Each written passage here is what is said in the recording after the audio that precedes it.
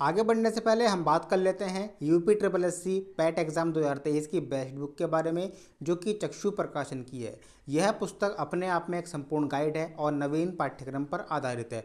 आप यहां पर देख सकते हैं, इसमें 6 सॉल्व्ड पेपर्स दिए गए हैं और 2200 से अधिक महत्वपूर्ण एमसीक्यू क्वेश्चन दिए गए हैं, वो भी व्याख्यात्मक हल किए हुए सहित। आप इसका इंटरफेस कुछ इस तरह देख पाएंगे। यहाँ पर आपको संपूर्ण सिलेबस दिखाई दे जाएगा, विषय सूची है। यहाँ पर जितने भी इतिहास हो, भूगोल हो, जीके, जीएस, जितना भी UP triple S C PET के एग्ज़ाम में आता है, सब कुछ यहाँ पर पाठ्यक्रम है और सब कुछ अच्छी तरह से समझाया हुआ है। और यहाँ पर आपको सॉल्व्ड पेपर्स भी नज़र आएंगे, कुछ इस तरह से आप यहाँ पर देख सकते हैं, जो कि आपकी तैयारी को और बेहतर करा देंगे। और आपको बता दें, UP triple S C PET की इनकी एक प्रैक्टिस सेट भी आता है, आप इसको परचेज़ कर सकते हैं, जो आपकी तैयारी को और बेहतर कर देगा। तो डिस्क्रिप्शन में दोनों चीज़ों का लिंक दिया हुआ है, आप जा करके परचेज़ कर सकते हैं। स्टूडेंट, स्वागत है आपका डीएलएड 4th सेमेस्टर की मैथ की आज की क्लास में। और आज ये मैथ की पहली क्लास है। 4th सेमेस्टर का चैप्टर नंबर 1 है करणी और घातांक, घन तथा घनमूल। तो इसमें हम पहला टॉपिक पढ़ने वाले हैं, करणी और घातांक। करणी क्या होती है, घातांक क्या होते हैं, और इस तरह क्वेश्चन अगर आपके एग्जाम में आए, सेमेस्टर एग्जाम्स में आए या यूपी टेट में, सी टेट में आए, तो आपको कैसे करना होता है। 3rd सेम का कंप्लीट हो चुका है और 4th सेम का मैथ बिल्कुल अलग है 3rd सेम से। तो यहाँ पर पहला चैप्टर हमने लिया हुआ है करणी, वर्ग, वर्गमूल, घन, घनमूल और इन पर आधारित प्रश्न। तो पहला जो टॉपिक है वो करणी और घातांक है। करणी क्या होती है और घातांक क्या होती है, ये समझने वाली बात है। तो आपको बताना चाहूँगा, करणी वे संख्याएं होती हैं, उन संख्याओं को कह सकते हैं जो पूर्ण नहीं होती हैं, ठीक है, जो पूर्ण नहीं होती है। जैसे कि यहाँ पे √5 है या √3 है, ठीक है, तो ये संख्याएं पूर्ण नहीं है, ये पूर्ण वर्ग नहीं हो सकती हैं, उनको हम, और ऐसी संख्याएं अधिकतर अपरिमेय संख्याएं होती हैं, तो इनको करणी कहा जाता है। अब करणीगत राशि क्या होता है और घातांक क्या होता है। सपोज करो ये लिखा हुआ है 3√27, तो इसका मतलब क्या है, इसका मतलब सीधा सा ये है कि यहाँ पर 27 का घनमूल निकालना है। लेकिन वो बात अलग है, हमें ये समझना है यहाँ पर घातांक ये आधार है, ठीक है, ये 27 इसका आधार है और इसको, इसमें 27 क्या है, ये आधार है, ठीक है, और इसको हम करणीगत राशि कहेंगे, करणीगत राशि, और इसको हम कहेंगे घातांक, √3 को। इसको हम ऐसे लिखेंगे अगले रूप में, यहाँ पे जो इसमें है वो ऐसे लिखा जाएगा। और जो एक घातांक है, अगर आप ये चिन्ह हटाओगे, ये वैसे वर्गमूल वाला होता है, 3 लग गया तो घनमूल है, अगर ये चिन्ह आप हटाओगे तो इसकी घात यहाँ पे 1/3 हो जाएगी। ये और ये एक ही बात होती है। ऐसे ही यहाँ पे √4 है, √16 है मान लीजिए, √16 का मतलब क्या होता है, इसका वर्गमूल निकालना। √16 लिखो या 2√16 लिखो, एक ही बात होती है, ठीक है। और यहाँ पर हमें करना क्या है, इसको हम कैसे लिखेंगे, 16 इसकी घात में 1/2। जैसे हमने ये किया ऐसे ही हमने ये किया है। मतलब ये है कि अगर हम किसी संख्या के ऊपर जो चिन्ह लगा हुआ है वर्गमूल का या घनमूल का, वो हटाते हैं, तो वो संख्या लिखने के बाद जो करणी का घातांक होता है, ये करणी है, करणीगत राशि है 16, और ये इसका करणी का घातांक है। तो इस घातांक को हम 1 के बटे में लिखेंगे, इसके ऊपर ये चिन्ह हटाने के बाद। समझ में आ गया आपको। तो करणी क्या होती है, करणी और घातांक। करणी इसको कहा जाता है करणीगत राशि 27 को, और ये करणी का घातांक होता है। चलिए क्वेश्चंस पर आते हैं, उससे पहले इसके कुछ नियम है वो समझ लेते हैं, 1-2 नियम समझ लेते हैं, ठीक है। अगर आपको कोई डाउट है तो भाई आप मुझसे कर सकते हैं कमेंट में, या फिर इंस्टाग्राम पर मुझे फॉलो कर सकते हैं, डिस्क्रिप्शन में लिंक दिया हुआ है, और साथ ही ज्वाइन कीजिएगा हमारा टेलीग्राम चैनल। तो सबसे पहले करणी की बात करते हैं, करणीगत राशि मैंने आपको बता दी थी। अब यहाँ पर हम बात करते हैं नियम। इसके पहला नियम क्या है, पहला नियम इसका क्या है, रूल नंबर 1, नियम 1। इसके पहले नियम में कुछ सवाल दिए गए हैं, ये सवाल हम कर लेते हैं।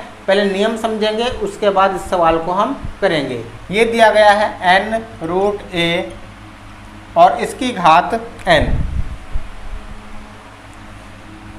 अगर ये इस तरह का आपके पास क्वेश्चन दिया गया है तो आप क्या करेंगे? सिंपल सी बात है, यहां पर आप क्या करेंगे, पहले आप इसको लिखेंगे, जो जैसे मैंने अभी आपको पीछे बताया, a लिखेंगे। मैंने आपको ये बताया था जो रूट है इसको हटा के 1 के बटे में ये वाली घात लिखेंगे, 1/n, और फिर इस पूरे की घात n है। और आपको पता है ऐसे अगर 2 घात आ जाए, एक घात है उसके ऊपर घात है तो उसकी गुणा हो जाती है। तो a 1/n, इसकी गुणा करेंगे n से n कैंसिल, तो यहाँ पे सिर्फ और सिर्फ a ही बचेगा। तो इस तरह से आपको क्वेश्चन करने होते हैं। इस पर आधारित एक सवाल कर लेते हैं। ये सवाल क्या दिया गया है, 3√4, ये आपके पास क्वेश्चन दिया गया है।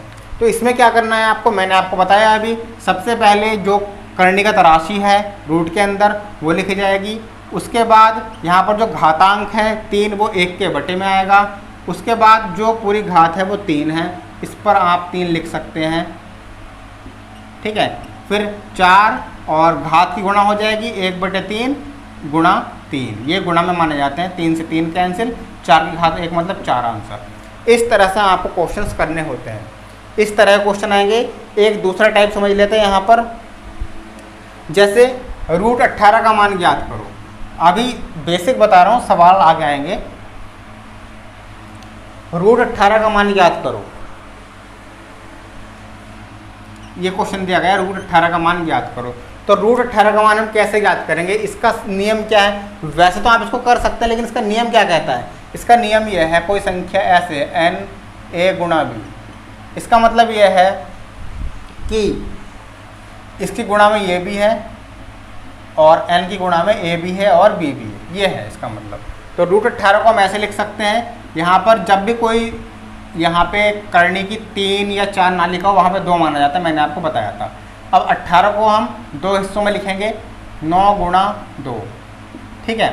इसका मतलब क्या है, 9 की घात 1/2 और 2 की घात 1/2, 9 की घात 1/2 गुणा में 2 की घात 1/2। तो 9 की घात 1/2 का मतलब क्या है, 9 का वर्गमूल, ठीक है। कितना होता है, 3 होता है। और 2 की घात 1/2 का मतलब 2 का वर्गमूल, ये पूर्ण संख्या नहीं है, 3 रूट। तो इसका आंसर इस तरह से आपको करना है। चलिए अगला क्वेश्चन, अब हम सीधे क्वेश्चंस पे आते हैं। सीधे हम यहाँ पर क्वेश्चंस पर आते हैं। पहला क्वेश्चन यहाँ पर क्या दिया गया है,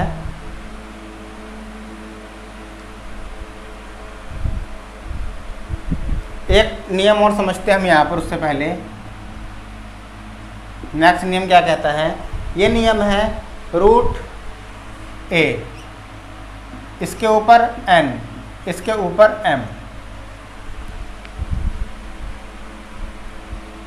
ये क्वेश्चन हमें दिया गया है। जब भी आपके पास ऐसा क्वेश्चन आएगा, आप क्या करोगे, कुछ नहीं करना है। जो ये राशि है, ये कर्णिगत राशि है a, और ये करने की घातांक है n और m, मैंने आपको ये बताया था। तो सिंपल सी बात है, यहाँ पर आपको सबसे पहले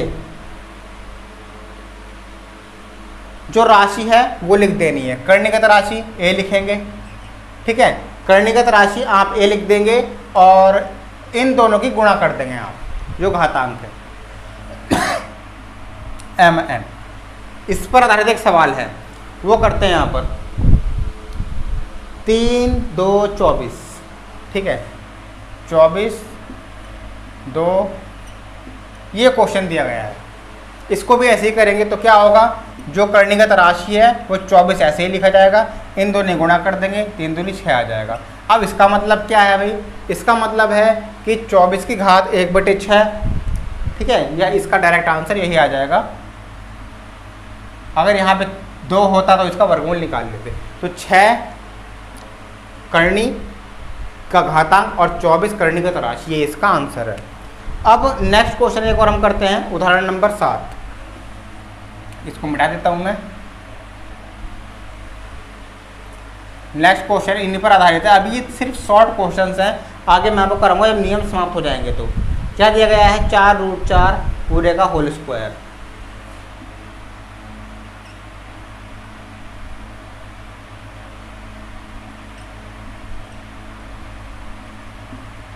ठीक है, देखो ये 4√4, ये 4 करणीगत घातांक है, तो इसको ये मत समझ लेना इसमें और इसमें बहुत फर्क होता है।